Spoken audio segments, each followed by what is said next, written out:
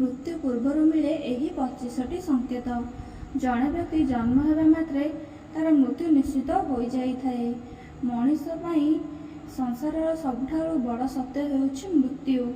भगवान भी जेबे पृथ्वी रे मनीष रूप में जन्म नहीं से मध्य तांको मृत्युर संकेत मृत्यु पूर्वर पाइथिले।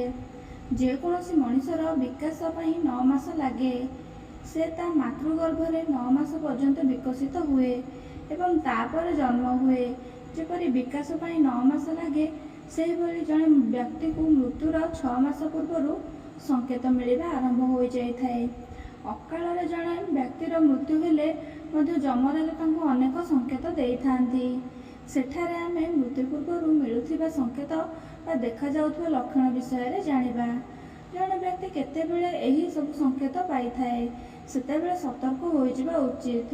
हिंदू शास्त्र अनुसार जन्म एवं मृत्यु केवल गोटे समय होइथिबा बेले जीवन एहा पूर्वरु एही समय रे एवं एहा परे मध्य जारी रही थाए।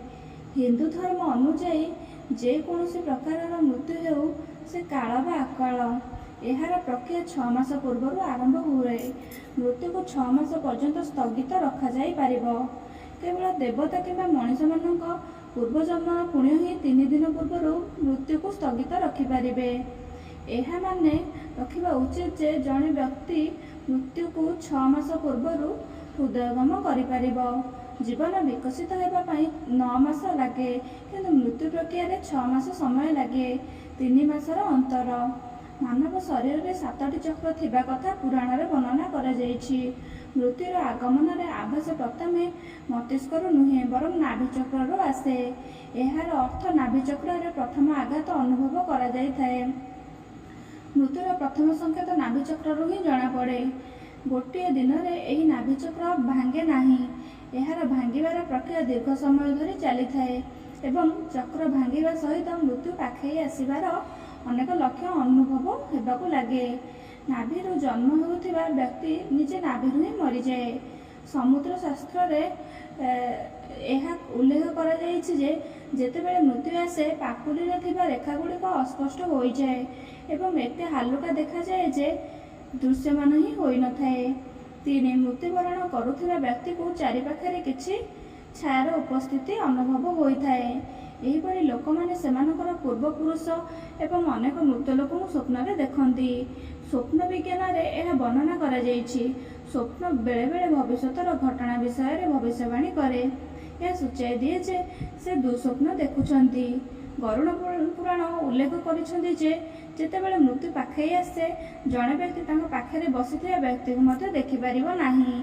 एपरि समय रे व्यक्ति सामने जमदूत माने दृश्यमान हुअन्ति एवं व्यक्ति सेमानकु देखि भय करती। एथिपाई जीवन चक्र जारी रहिबा पर्यंत श्वासक्रिया जारी रही थाए। किंतु जेतेबेले जड़े व्यक्तिर मृत्यु पाखे आसे तार श्वासक्रिया मंथर हो जाए। गरुड़ पुराण अनुसार मृत्यु पूर्व जड़े व्यक्ति को रहस्यमय द्वार देखा जाए। एही समय रे किछि लोक निया देखती एवं केही आलोक देखती। यदि एपरि काहा सह घटे तेबे बुझंतु जे तार मृत्यु पाखे आसीछि। जेतेबेले मद्यपान रोग अत्यधिक चिंता किंवा अत्यधिक कार्य हेतु समस्त आभ्यंतरीण स्नायु इत्यादि दुर्बल हो जाए। यह एपरि हुए जेपरि आमे एक बड़ कठोर सबुठारु निम्न थिबा चट्टाण रे खेलुछे। एपरि व्यक्ति आखि आगे बारंबार अंधकार देखा जाए अर्थात उठिबा बसिबा किंबा चलिबा समय रे हठात अंधार अंधार लगिबा। जदि एपरि लक्षण गुड़िक 2 ରୁ 3 सप्ताह पूर्व देखा योग विद्या ध्यान बा उचित वैद्यों आश्रय नेबा उचित। यह मध्य विश्वास करा जाए जे एही अंधार व्यापीबा रोग जोगु सेही व्यक्ति को चंद्र रे फाट देखा जाए। से एपरि अनुभव करे जे चंद्र 2 खंडरे 2 भाग हो जाइछि जेबे कि वास्तव रे सेमिति किछि होई न थाए। मृत्युर 1 मास पूर्व निज छाया निज ठारू अलग देखा जाए। किछि व्यक्तिंकर तो सेमानक छाया रे मुंड देखा जाए नाही। आयुर्वेद अनुसार मृत्यु पूर्व मानव शरीर एक अजब गंध आसिबा आरंभ करे। एहाकु मृत्यु गंध कुहा जाए। हृदघात मस्तिष्क संक्रमण इत्यादि केतक रोग हेतु यह हुए। यही गंध एक मृत शरीर गंध परी ଦୀର୍ଘ ସମୟ ଧରି କୌଣସି ଆଭ୍ୟନ୍ତରୀଣ ରୋଗକୁ ଦବାଇ ବା ଅଣଦେଖା କରି ରହିବାର ଫଳ ହେଉଛି ଯେ ବ୍ୟକ୍ତି ଶରୀର ଭିତରୁ ପ୍ରାୟ ମରିଯାଇଥାଏ, ଯାହାଦ୍ୱାରା ଏପରି ଗନ୍ଧ ବନ୍ଧାଏ। ଆଖିର ଦୁର୍ବଳତା ସହିତ ଜଡ଼ିତ ଅନ୍ୟ ଏକ ଲକ୍ଷଣ ହେଉଛି ସେ ବ୍ୟକ୍ତିକୁ ଦର୍ପଣରେ ନିଜ ଚେହେରା ଛାଡ଼ି ଅନ୍ୟ କାହାର ଚେହେରା ଦେଖିବାର ଭ୍ରମ ହୋଇଥାଏ। ମୃତ୍ୟୁର କିଛି ଦିନ ପୂର୍ବରୁ ବ୍ୟକ୍ତି ଚନ୍ଦ୍ର, ସୂର୍ଯ୍ୟ କିମ୍ବା ଅଗ୍ନି ଦ୍ୱାରା ଉତ୍ପନ୍ନ ଆଲୋକକୁ ମଧ୍ୟ ଦେଖିବାରେ ଅସମର୍ଥ ହୋଇଥାଏ। ଯଦି ଜଣେ ବ୍ୟକ୍ତି ଜଳ, ତେଲ କିମ୍ବା ଦର୍ପଣରେ ନିଜ ପ୍ରତିଫଳନ ଦେଖିପାରେ ନାହିଁ ବା ତା ଚେହେରା ବିକୃତ ଦେଖାଯାଏ, ତେବେ ଜାଣିବାକୁ ହେବ ଯେ ଏହି ବ୍ୟକ୍ତିର ଜୀବନରେ ଆଉ 6 ମାସ ବାକି ଅଛି। ଜଣେ ବ୍ୟକ୍ତି ଶ୍ୱାସ ବହୁତ ମନ୍ଥର ଗତିରେ ଚାଲେ ବା ସେ କେଉଁଠି ବି ଶାନ୍ତି ପାଏ ନାହିଁ। ନାକର ଧ୍ୱନିରେ ଅସଙ୍ଗଠିତ ଲକ୍ଷଣ ଦେଖାଯିବା ସାଧାରଣତଃ ମୃତ୍ୟୁର 2-3 ଦିନ ପୂର୍ବରୁ ଦେଖାଯାଏ। କୁହାଯାଏ ଯେ ବ୍ୟକ୍ତି ତାର ଡାହାଣ ନାକରେ ପୁରା ଦିନ ଓ ରାତି ଅର୍ଦ୍ଧ ନିଶ୍ୱାସ ନିଏ, ତେବେ ଜାଣିବ ଯେ କୌଣସି ବଡ଼ ରୋଗର ଶିକାର ହୋଇଛି। ଦକ୍ଷିଣ ନାକରେ କେବଳ ଶ୍ୱାସ ନିଏ ଓ ଛାଡ଼େ, ତେବେ ଜାଣିବେ ଯେ ଯେପରି ବ୍ୟକ୍ତି 1 ବର୍ଷ ପାଇଁ ଏ ଦୁନିଆର ଅତିଥି।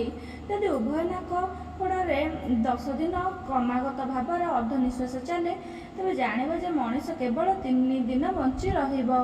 ଯଦି ନିଶ୍ୱାସ ପ୍ରଶ୍ୱାସ ନାକ ଛାଡ଼ି ପାଟି ବାଟ ଦେଇ ଗତି କରେ, ତେବେ ବ୍ୟକ୍ତିର ମୃତ୍ୟୁ 2-3 ଦିନ ମଧ୍ୟରେ ହୋଇଯିବ। ଯେଉଁ ବ୍ୟକ୍ତିର ମଳ ମୂତ୍ର ଛିଙ୍କ ଏକତ୍ର ହୋଇଯାଏ, ଏହା ବୁଝିବାକୁ ହେବ ଯେ ତା ଜୀବନର କେବଳ ଗୋଟିଏ ଦିନ ବାକି ଅଛି। ଯାହାର ବୀର୍ଯ୍ୟ, ନଖ ଏବଂ ଆଖିର କୋଣ ନୀଳ କିମ୍ବା କଳା ଦେଖାଯାଏ, ତେବେ ସେହି ବ୍ୟକ୍ତିର ଜୀବନ 6 ମାସରୁ 1 ବର୍ଷ ମଧ୍ୟରେ ଶେଷ ହୁଏ। ବେଳେବେଳେ ମନୁଷ୍ୟର ଶରୀର ହଠାତ୍ ଫିକା ପଡ଼ିଯାଏ ବା ହଳଦିଆ କିମ୍ବା ଧଳା ଦେଖାଯାଏ, ତେବେ ବୁଝିବାକୁ ହେବ ଏହି ମଣିଷର ମୃତ୍ୟୁ 6 ମାସ ମଧ୍ୟରେ ହୋଇଯିବ। ଯେଉଁ ବ୍ୟକ୍ତି ହଠାତ୍ ନୀଳ, ହଳଦିଆ ଇତ୍ୟାଦି ରଙ୍ଗ, ଖଟା, ପିତା ଆଦିର ସ୍ୱାଦକୁ ବିପରୀତ ରୂପରେ ଦେଖେ ବା ଚାଖେ, ତେବେ ବୁଝିବାକୁ ହେବ ଯେ ସେ 6 ମାସ ମଧ୍ୟରେ ମୃତ୍ୟୁପ୍ରାପ୍ତ କରିବେ। ଯେତେବେଳେ ଜଣେ ବ୍ୟକ୍ତିର ପାଟି, ଜିଭ, ନାକ, ଆଖି ଏବଂ ନାକ ଶକ୍ତ ହୋଇଯାଏ, ତେବେ ବିଶ୍ୱାସ କରାଯାଏ ଯେ ଏପରି ବ୍ୟକ୍ତି 6 ମାସ ମଧ୍ୟରେ ମରିଯିବେ।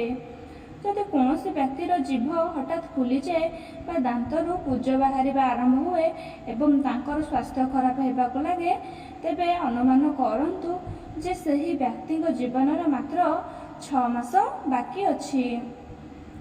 ଯଦି ରୋଗୀର ଉଦର ଉପରେ ଗାଢ଼ ତମ୍ବା ରଙ୍ଗ, ଲାଲ, ନୀଳ ରଙ୍ଗର ରେଖା ଦେଖାଯାଏ, ତେବେ କୁହାଯାଏ ଯେ ରୋଗୀର ଜୀବନ ବିପଦରେ ଅଛି। ଯଦି ଜଣେ ବ୍ୟକ୍ତିର କେଶ ବା ଶରୀର ଲୋମକୁ ଟାଣିଲେ ତାହା ଉପୁଡ଼ି ଆସେ ଏବଂ ତାଙ୍କୁ ଯନ୍ତ୍ରଣା ବି ହୋଇନଥାଏ, ତେବେ ଏହା ବିଚାର କରାଯିବା ଉଚିତ ଯେ ରୋଗୀର ଜୀବନ ସମାପ୍ତ ହେବାକୁ ଯାଉଅଛି। ଯଦି ବ୍ୟକ୍ତି ନିଜ ହାତରେ କାନ ବନ୍ଦ କରିଲେ କୌଣସି ଶବ୍ଦ ଶୁଣାଯାଏ ନାହିଁ ଏବଂ ହଠାତ୍ ମୋଟା ଶରୀର ପତଳା ହୋଇଯାଏ ବା ପତଳା ଶରୀର ମୋଟା ହୋଇଯାଏ, 1 ମାସ ମଧ୍ୟରେ ବ୍ୟକ୍ତିର ମୃତ୍ୟୁ ହୋଇଥାଏ। ସାଧାରଣତଃ ଯେତେବେଳେ ଜଣେ ବ୍ୟକ୍ତି ନିଜ କାନରେ ହାତ ରଖେ, ତେବେ କିଛି ବି ଶବ୍ଦ ଶୁଣାଯାଏ, କିନ୍ତୁ ଯେଉଁ ବ୍ୟକ୍ତିର ଶେଷ ସମୟ ପାଖେଇ ଆସେ, ତାକୁ କୌଣସି ପ୍ରକାର ଶବ୍ଦ ଶୁଣିବା ବନ୍ଦ ହୋଇଯାଇଥାଏ।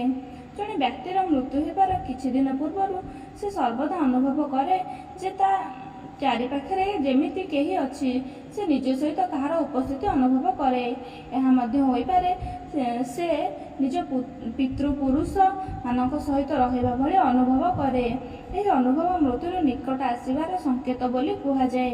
ଯଦି ଜଣେ ବ୍ୟକ୍ତି ନିଜ ନାକର ଟିପ ଦେଖିବାରେ ଅସମର୍ଥ ହୁଏ, ତେବେ ଏହାର ଅର୍ଥ ହେଉଛି ସେ ଶୀଘ୍ର ମରିଯିବ, କାରଣ ମୃତ୍ୟୁ ପୂର୍ବରୁ ଆଖି ଧୀରେ ଧୀରେ ଉପରକୁ ବୁଲିବା ଆରମ୍ଭ କରେ ଏବଂ ମୃତ୍ୟୁ ସମୟରେ ଆଖି ସମ୍ପୂର୍ଣ୍ଣ ଉପରକୁ ବୁଲିଯାଏ।